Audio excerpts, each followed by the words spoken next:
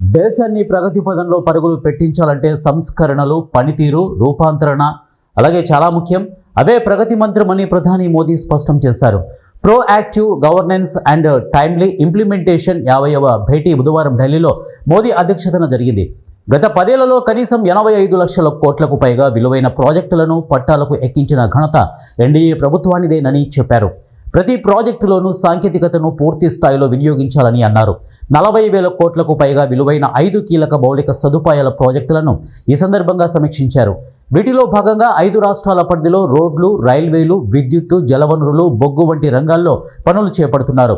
ఇక పీఎం శ్రీ పథకం పనితీరును నిశితంగా పర్యవేక్షించాలని రాష్ట్రాల ప్రధాన కార్యదర్శులకు మోదీ సూచించారు. రాష్ట్రంలోని ఇతర స్కూళ్లన్నింటికీ పీఎం శ్రీ స్కూళ్లు ఆదర్శ నమూనాగా నిలవాలని ఆకాంక్షించారు.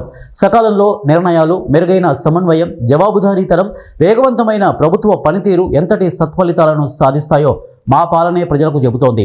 గుజరాత్ సీఎంగా ఉండగా స్వాగత్ పేరిట నేను అమలు చేసిన ప్రాజెక్టు తాలూకు అనుభవమే ప్రగతి వేదికకు మూలమని మోదీ గుర్తు చేసుకున్నారు.